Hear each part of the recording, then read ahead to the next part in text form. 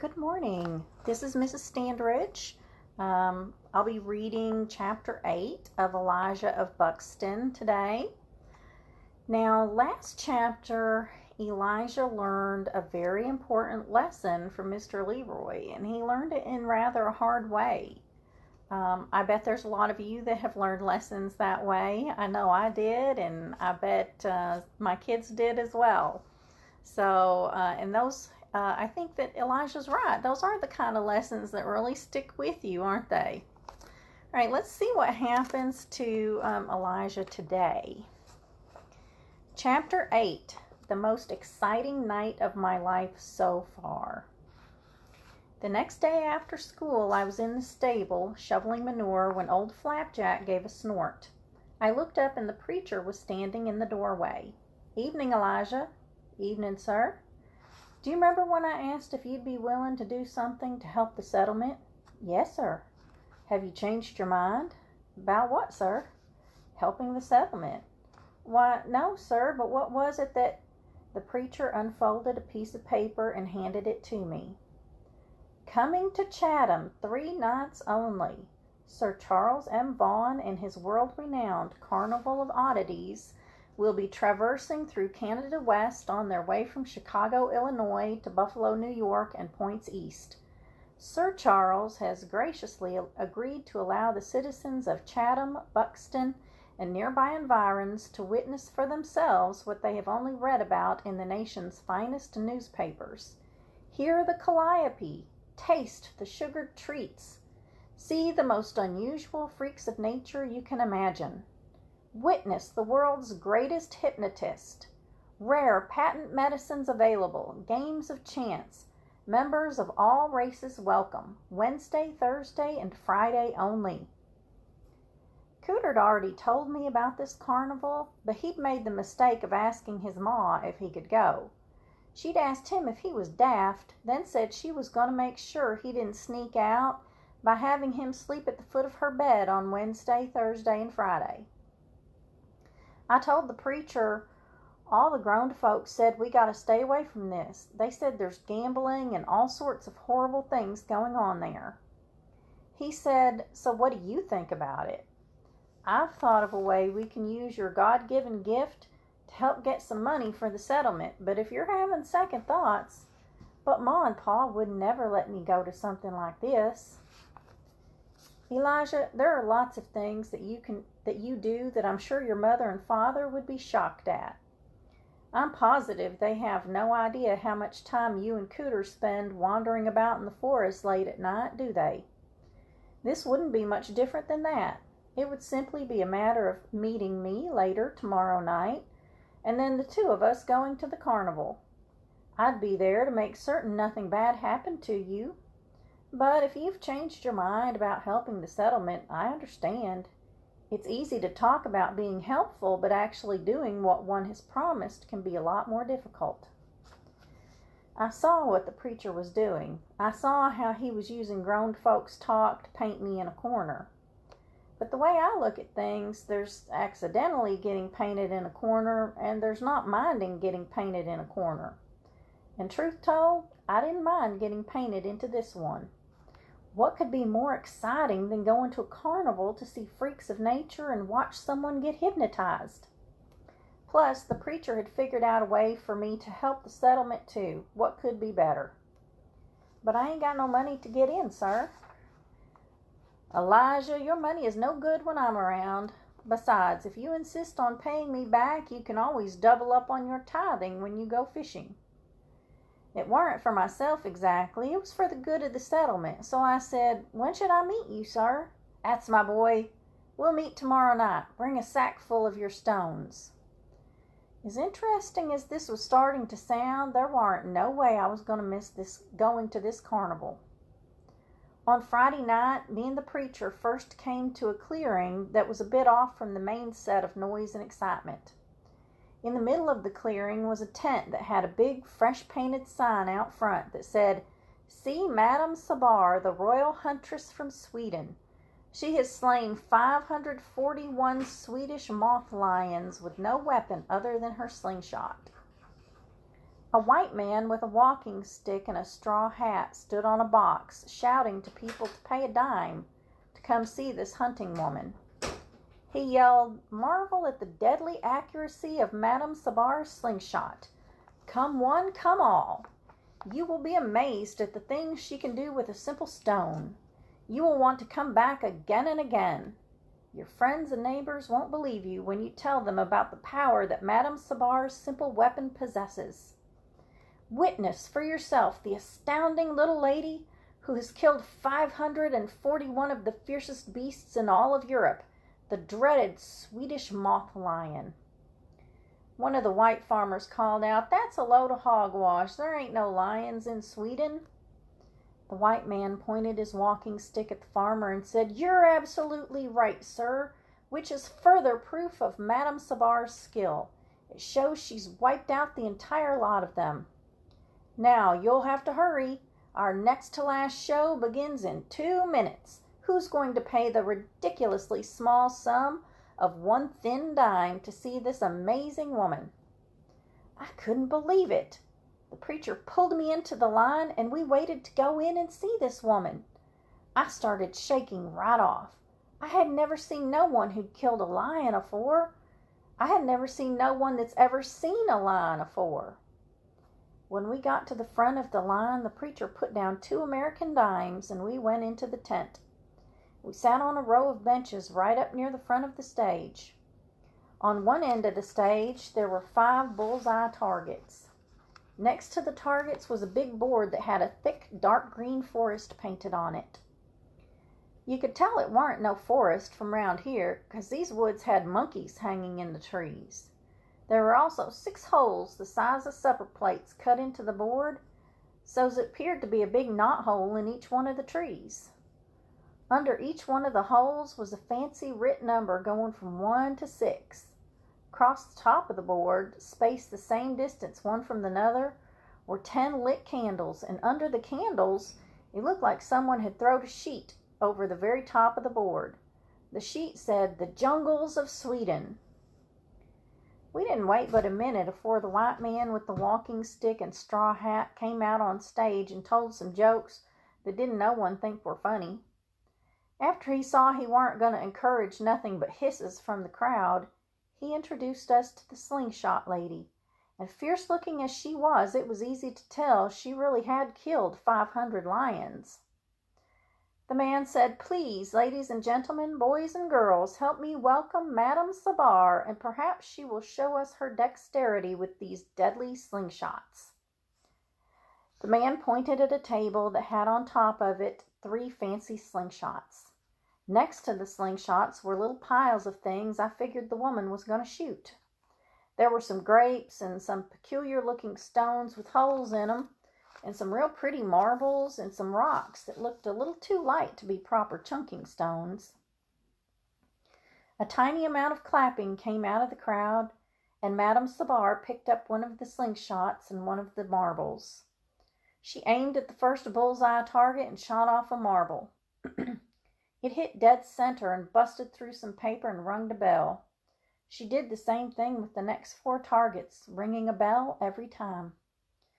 Folks didn't think this was such a big ruckus, especially not one worth paying no whole American dime for. Only 1 or 2 people clapped, but there was a lot more grumbling and hissing going on, too.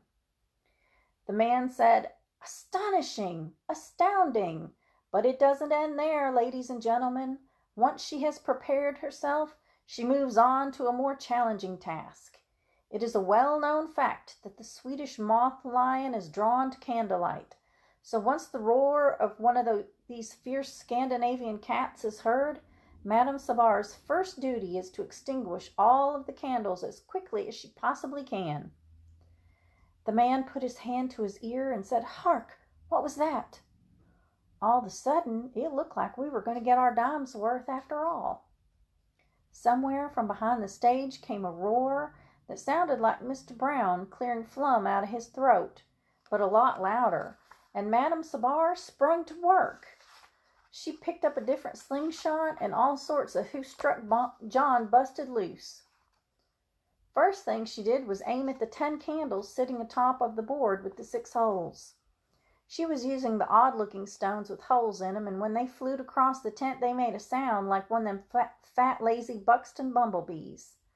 Once the buzzing stones got to the candles, they put the flame out quiet as a whisper. Weren't a one of them candles disturbed neither. The only thing that moved on each one was the wick. Why, with the tent getting filled up with the buzzing of 10 stones and the flames getting snuffed out one after the other, 'twas a sight I'd have paid one of my own dimes to see. But what she did next topped even that.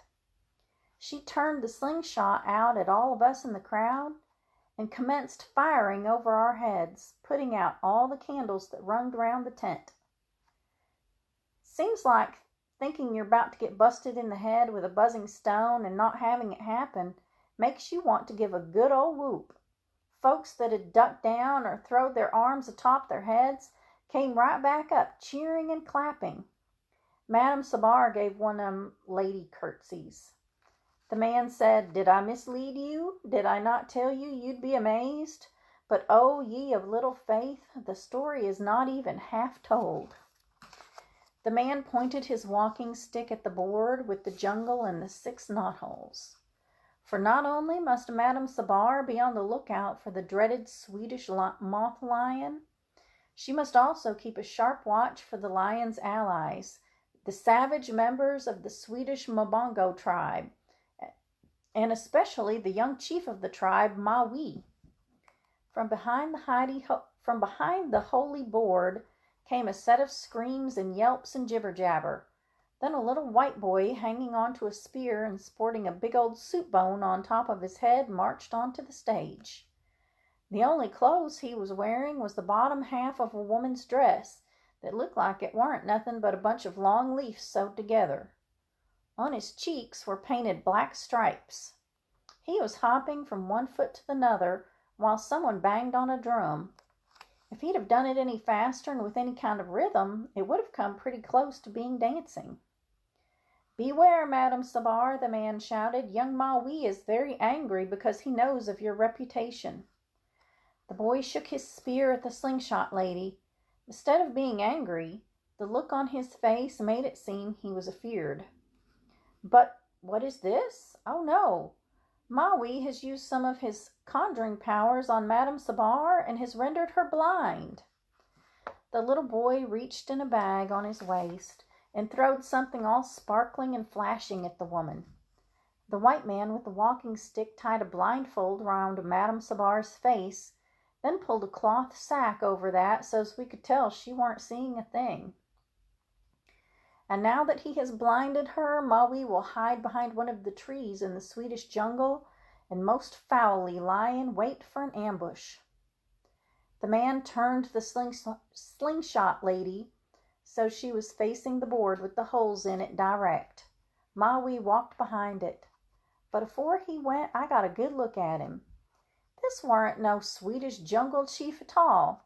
This was Jimmy Blasingame, one of the white children from Chatham that studied at our school. The man said, "Madame Sabar, what can you see?"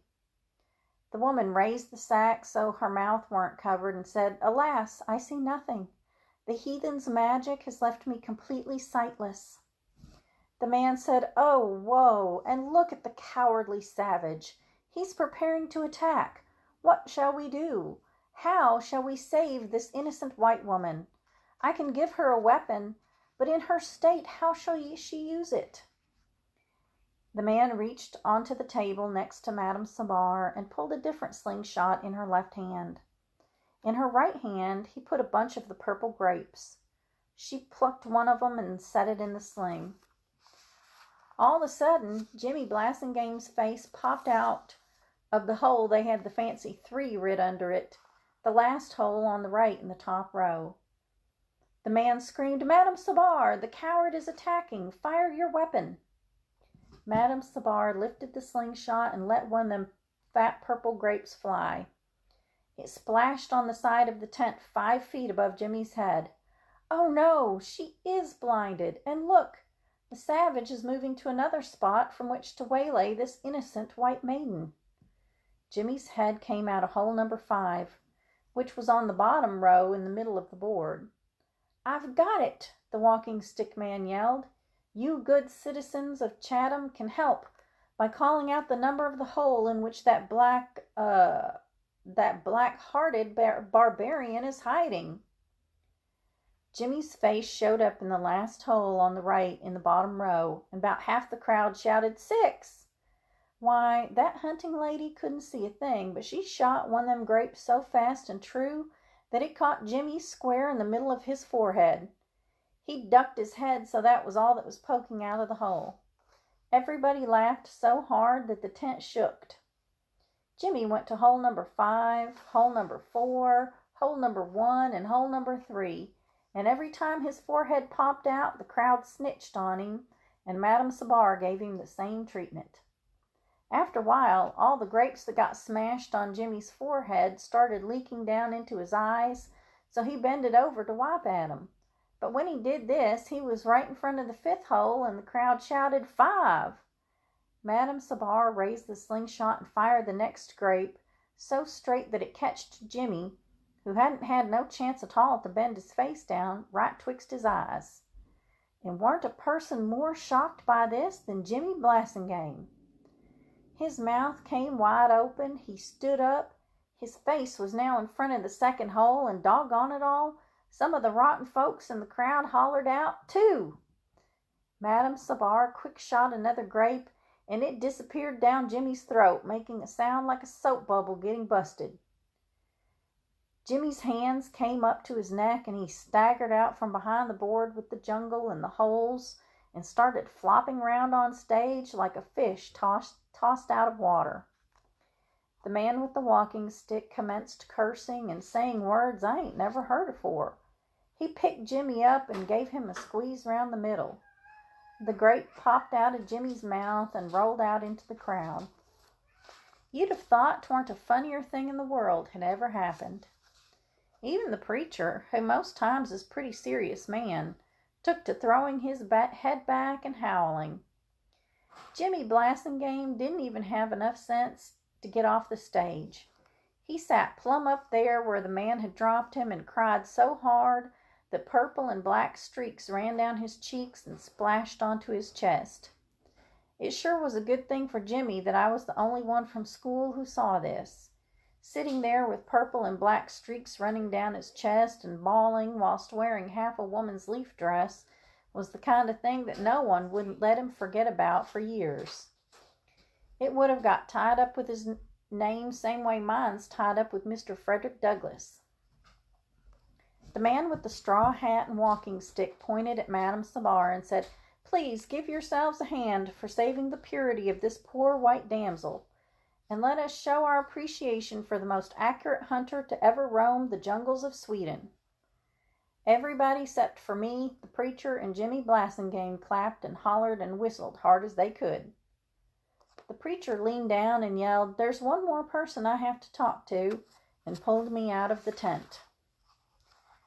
Well, so Elijah has had a little bit of an adventure, and it sounds like maybe it's not over. What do you think is going to happen? Remember, preacher told Elijah to bring his bag with his chunking rocks in it. So I wonder why he had him bring those to the carnival. Wonder what preacher's got up his sleeve. You know, he likes to play a lot of tricks on Elijah, doesn't he?